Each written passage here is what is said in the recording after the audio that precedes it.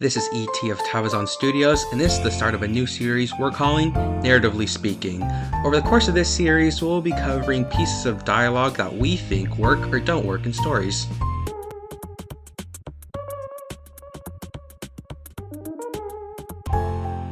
This episode, I'll be covering the dialogue, "I know you'll do the right thing." Let me tell you, I hate this piece of dialogue. It has to be one of the most ridiculous phrases used in any story. My biggest and only claim is that this phrase takes over a portion of the story. Usually it is said after an event that affects the main character or another character. That character says they're going to do something drastic. Before leaving, another character tells them, "I know you'll do the right thing." Said character is about to do said action, but don't go through with it. That is the only time it is ever used, and I'll be providing two examples of just that.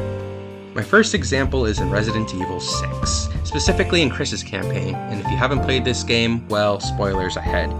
We see Chris on a revenge path against Ada Wong, since years prior to the present day, she trapped his team and used the C-virus on them.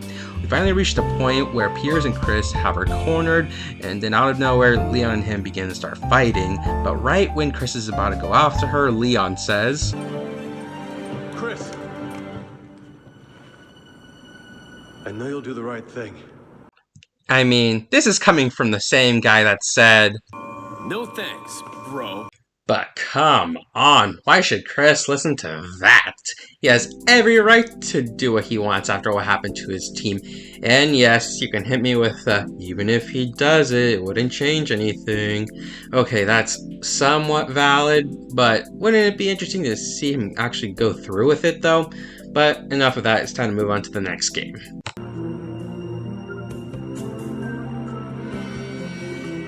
The Wolf Among Us, one of my favorite games. Here's a brief summary. This game is about the fable fairy tales, Three Little Pigs, Snow White, etc. We play as Bigby Wolf, the sheriff of Fabletown, as we try to uncover the mystery behind two murders. In episode 4, we meet with Beauty and Beast. We talk to them about the debt they owe to the Crooked Man, which was previously mentioned in episode 2. Before leaving, they say, "Oh, thank you, Bigby. I'm sure you'll do the right thing. Here we go again! Okay, this time it has a little justification. That's because before the events of the game take place back in the homelands where fables are from, Bigby would terrorize the land. So when he was given the position of sheriff, a lot of people were not happy. Must be nice being the sheriff. Do whatever the fuck you like. I work here. And what great work you do, sheriff. That didn't feel very genuine.